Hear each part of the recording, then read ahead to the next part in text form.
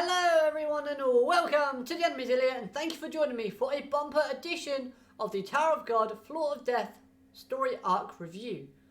Yes, once again we'll be talking about the events that transpire on the Floor of Death, as I forgot to talk about things like Enryu, the Red Witches and a few other things. Plus I also want to discuss a future possibility for what Rachel's character could be doing after a couple of arcs now that she can't revisit Team Karaka based on the circumstances that unfolded on this floor.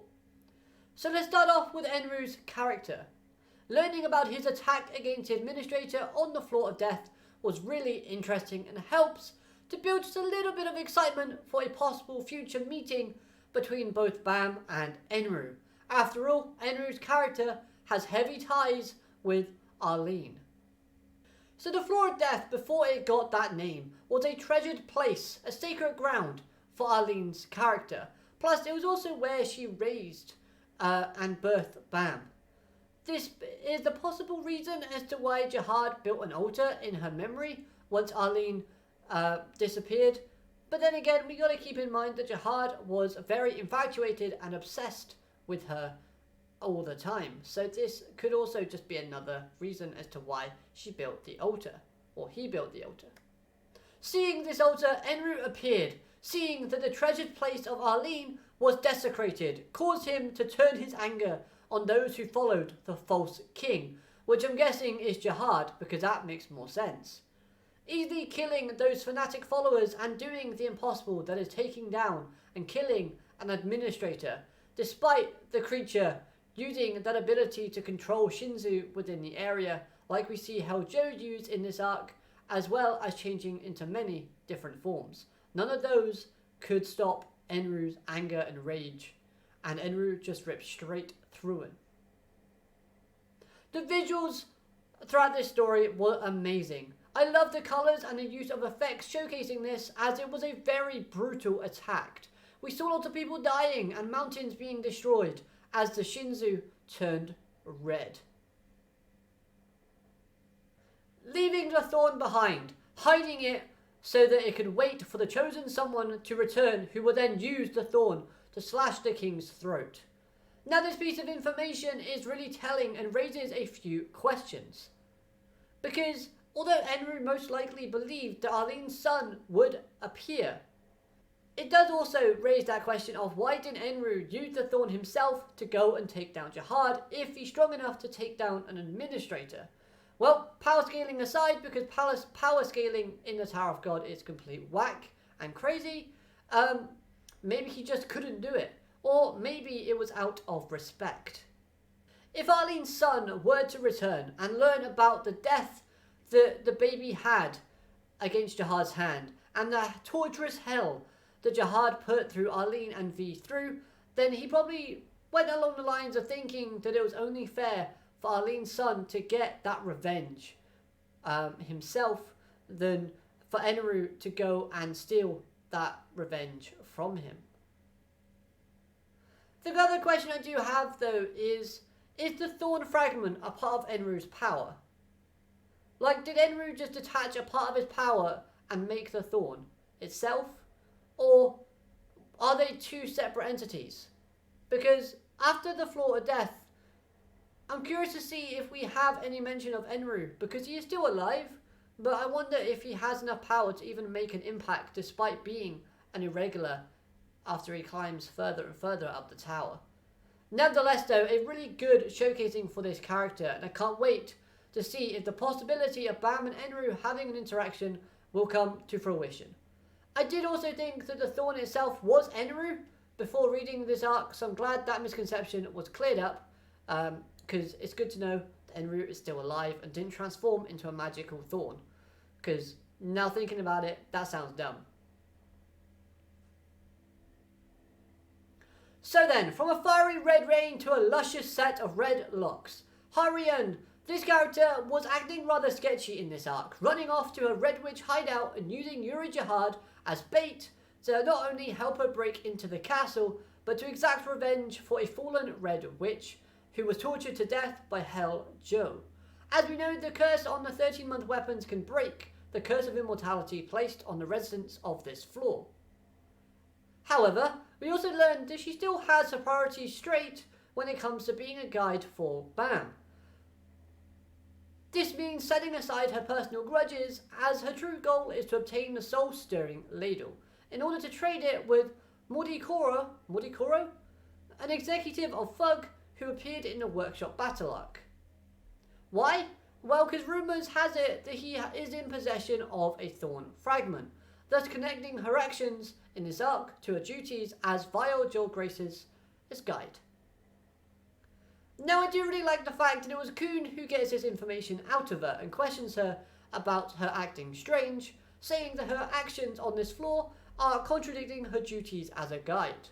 But more importantly, I did find her lack of faith in Bam to obtain a Thorn fragment on this floor a little bit telling. The reason being is Harian's always been the voice of reason, to guide Bam and to basically tell him how it is and basically say, look, you can't save everyone, take responsibility for those things around you. And yeah, I mean, I get it. I get why. She knows what the floor is like, because Red Witches always pilgrimage to the floor of death, so she'd obviously got some knowledge of that floor and is hiding information that Bam obviously doesn't know. So that's why she has that lack of faith. But it's still nice to see, as level-headed as she is, it's still good to see that she has friendly intentions towards Bam, because she does genuinely care about him and shows well-being for his safety when they finally meet up after Helljo is taken down. So that, for me, I thought was good. I liked her character in this arc, I thought it was pleasant to see her, and I can't believe I left her out of my main reviews. Oh well. Other quick pieces of information I forgot to mention in my main review was the fact that Thug have secret holes leading in and out of the floor of death. But with Gustang overseeing this floor, just letting them have their way in doing this, there needs to be something more in the works here. Maybe it's just a case though that Gustang thinks they're not a threat no matter how powerful they get to either Jihad or the 10 Great Families. But at the same time, yeah, I mean, it's Gustang, isn't it? He probably just thinks that they want to act like bugs and rats running around in holes underground, let them do it. But I thought it was kind of odd and kind of strange, so I wanted to mention it. The Blue Devil inside of Bam that we saw a few arcs ago seems to be a power of an administrator, which opens up the question, is this the god that Arlene offered the body of her dead child to after she left the tower? If so, this could be a very interesting plot thread. Plus, it appears that this entity inside of Bam is encouraging him because right when the situation went south towards the end of the arc and the Red Tessera was going crazy, the power within Bam, the devil, the thing up on screen behind me, you will see went crazy and said, Bam, you know, at least try before giving up. Which could possibly hint a relationship growing between the two characters. Who knows, but we'll have to wait and see how that unfolds, because I'm curious to see how that dynamic will work out. And finally, Hoquin was sad about leaving Rachel behind. This felt really out of character for him, but I liked the implementation of this simply because, as we know, Hoquin has lost the will to live after being humiliated by Gustang, so maybe he can find that will, regain the will to live and go on through the power of friendship. Sorry. Can you imagine Hoquin and Rachel like being best buddies and skipping through like a flower of fields? Field of flowers? You get what I mean. Not gonna happen, but still funny.